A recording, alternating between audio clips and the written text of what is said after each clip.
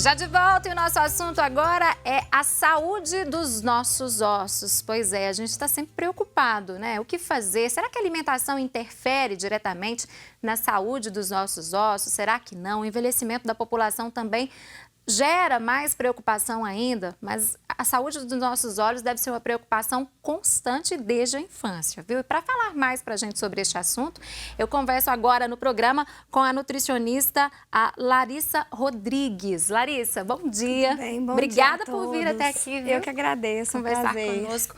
Pois é, e aí, quando a gente fala em saúde dos nossos ossos, a gente pensa em alimentação, né?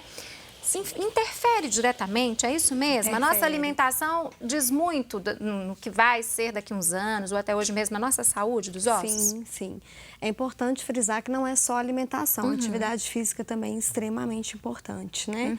Mas principalmente o consumo de cálcio, né? Algumas outras vitaminas, como a vitamina K, alguns minerais como o magnésio, cobre, flúor, potássio, importantes também para que esse cálcio, né, consiga metabolizar corretamente. E a vitamina D, que é de extrema importância. Sem a vitamina D, o cálcio não consegue ser bem absorvido. E aí ele não é fixado corretamente nos ossos, né? Então isso é uma grande preocupação que a gente tem, porque alguns nutrientes mesmo atrapalham a absorção de cálcio. Quais? Né? Por exemplo, a cafeína, o álcool, a vitamina A, por exemplo, em excesso, ela pode prejudicar a absorção de cálcio. As proteínas e o fósforo são nutrientes que são necessários para que o cálcio seja absorvido. Porém, se em excesso, eles podem ter o efeito contrário. Eles podem atrapalhar a absorção desse cálcio. Ou seja, né? Tem que ter um equilíbrio, então, nessa alimentação. Tem que ter um equilíbrio, exatamente. O cálcio é um mineral chatinho mesmo de ser absorvido. Mas, assim, a gente precisa, né, ingerir em torno de 1.000 miligramas, podendo aumentar para 1.300 se for em idosos, né, essa necessidade diária. Então, é importante que a gente consuma alimentos variados e as combinações corretas para que não haja essa interação negativa, né, de um atrapalhar o outro. Mas aí vem as dúvidas em relação aos alimentos, né? Por exemplo, cálcio. Quais são os alimentos fontes de cálcio?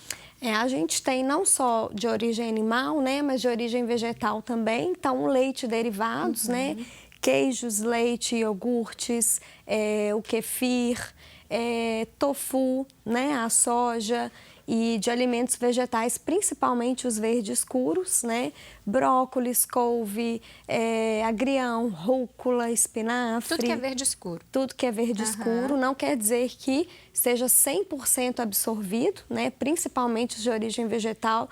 Tem aí o ácido fítico, o ácido oxálico, que atrapalha um pouquinho essa absorção, mas se for uma alimentação variada, um pouquinho aqui, um pouquinho ali, a gente consegue absorver. Outra fonte importantíssima é o gergelim, né? Porque a gente não tem tanto hábito, né, Não de consumir. temos hábito.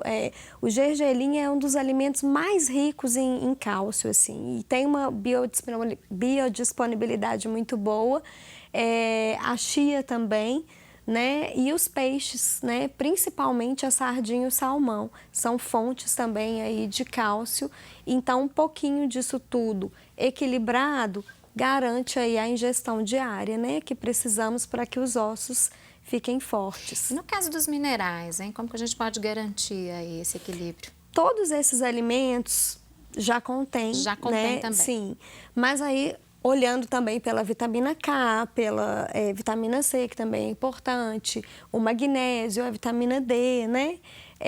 Principalmente vegetais, frutas, as proteínas, os grãos, né? E as oleaginosas também são muito importantes, amêndoas, nozes, né?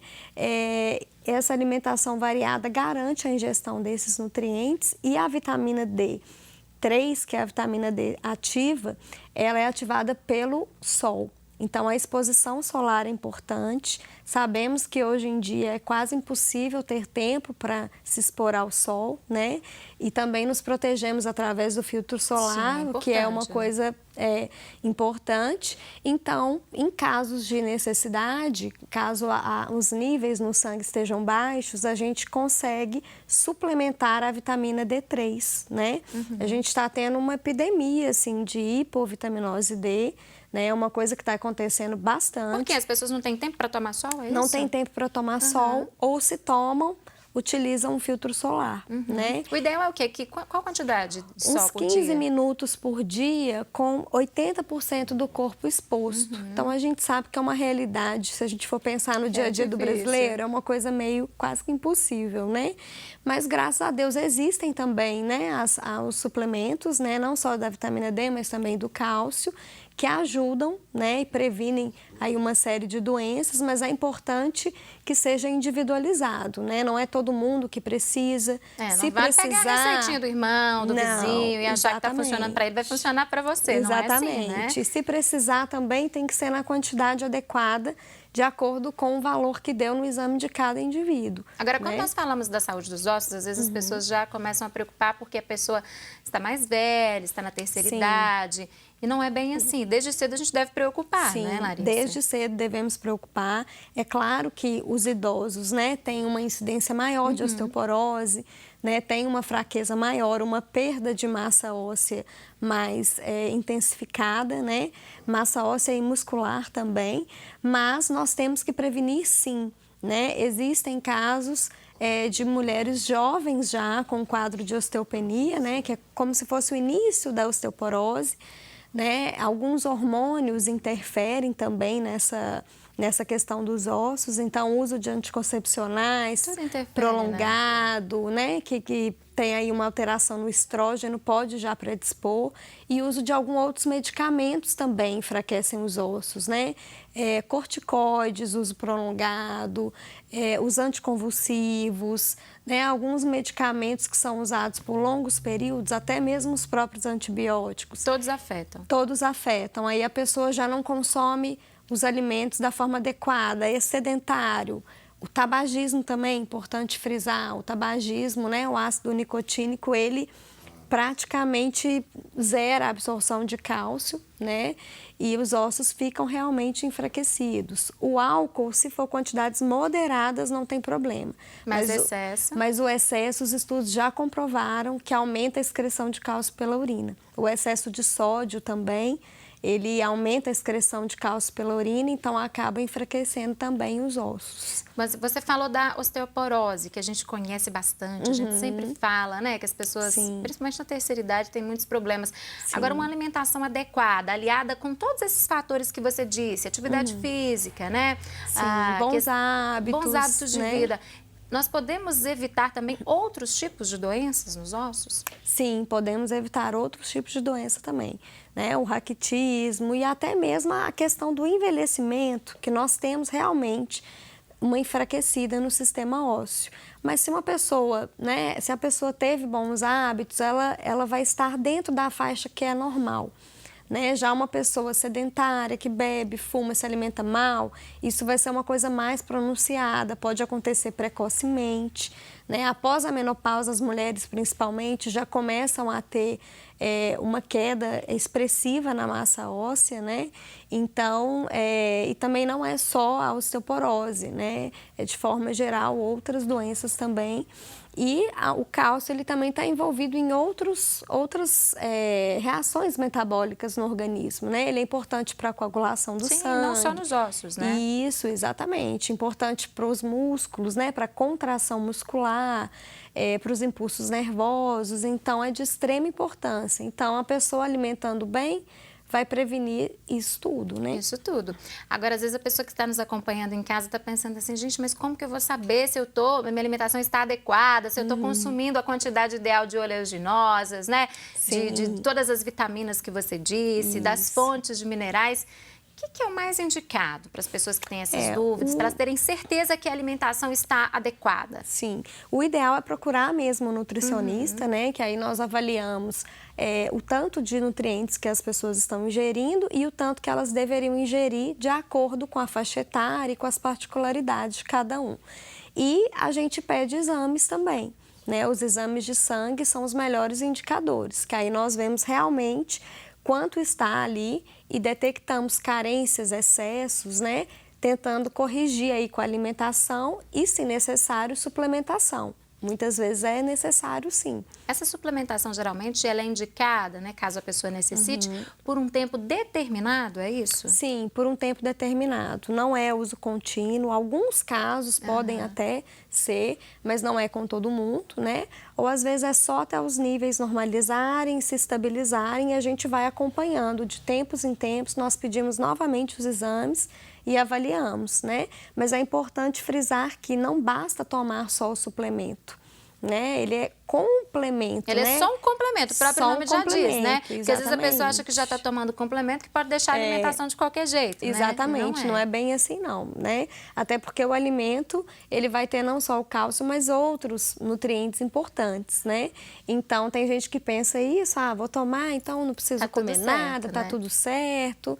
Não é bem assim não, tem que ter um equilíbrio mesmo, mas o ideal é investigar no exame de sangue, né? E na própria anamnese que a gente faz com os pacientes, a gente já consegue detectar aí as possíveis carências, né, nutricionais que podem afetar a saúde dos ossos. Pois é, agora em casa, caso a pessoa não tenha feito nenhum exame ainda, não tenha ido a um especialista, um nutricionista, né? A pessoa consegue identificar, tem algum sintoma que a pessoa já pode sentir, olha, acho que eu tô com deficiência de vitamina, de algum alimento. Tem isso? Às vezes acontece, a gente observa isso muito, né, na prática clínica de pessoas que têm osteoporose e não tem nada de sintoma. Ou seja, é uma doença silenciosa. Exatamente. Mas pode acontecer, sim, dores, fraquezas musculares, dormências, dores nos ossos que a gente fala e as próprias fraturas, né? Que a gente sabe que os ossos fracos deixam a pessoa mais suscetível a fraturas, né? Que é um grande problema, né? Os idosos, a gente tem uma taxa aí expressiva de morte de idosos por fratura de fêmur, por exemplo, né? Que é uma coisa grave, né? Mas muitas vezes esse idoso não sentiu nada. Não sentiu nada. A hora que sentiu, pá, o negócio já estava, né, absurdamente baixo, a doença já estava instalada, né? Então é importante dizer isso. Se a gente for depender só de prestar atenção nos sintomas, a gente pode passar despercebido aí um monte de problema. Então, o mais recomendado é que a gente procure sim um nutricionista, um médico também, para fazer exames, né, para avaliar se a alimentação está adequada. E lembrar que não é só em idosos, que a gente tem que pensar na prevenção. Prevenir o quanto antes. Exatamente. Após os 30 anos, a gente já começa a ter uma queda aí, né, no tecido ósseo, a massa óssea. Então, a gente tem sim que se preocupar. As crianças também precisam de ingerir o cálcio na quantidade adequada para o crescimento dos ossos. Tanto que até os adolescentes têm uma necessidade mais alta que adultos, né? E depois essa necessidade de cálcio aumenta novamente na terceira idade. Então, cada fase da vida exige ali uma quantidade, né? Uma quantidade, é diferente. Isso. E no caso das gestantes, elas também devem se preocupar com isso? Sim.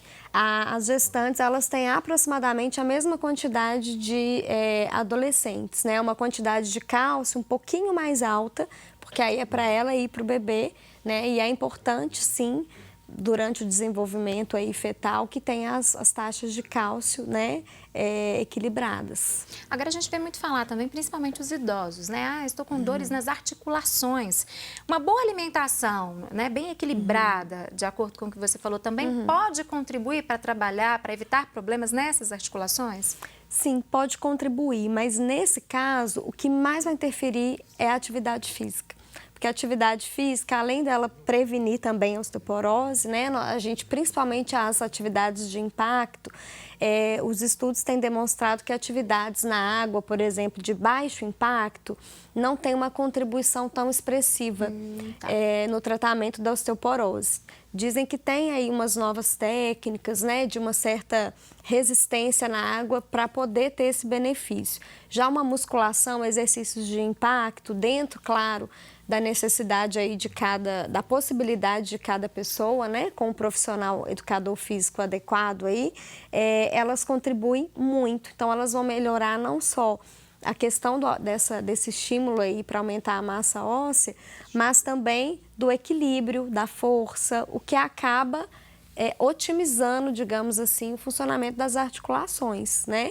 Mas sim, alimentações carentes de determinados nutrientes podem piorar o caso, né? Mas aí é meio que uma coisa depende da outra. Também não adianta só alimentar bem e não fazer atividade física. E não fazer atividade física. Porque nossa população ainda tem muita gente sedentária, né, Larissa? Sim, muito. O sedentarismo ainda é um grande problema, né? Mas e aí é um trabalho em conjunto também? Por exemplo, a pessoa chega lá, né? Você vê que ela está com uma deficiência, mas precisa fazer determinado exercício físico. Sim. E aí já tem um educador físico também que entra na área para fazer esse trabalho, é isso? A gente sempre trabalha, né, dessa forma multidisciplinar. Então, nós percebemos exames muito alterados, por exemplo, vou encaminhar um médico, né, vou encaminhar um ortopedista, né, um educador físico, em alguns casos de lesões, um fisioterapeuta, né.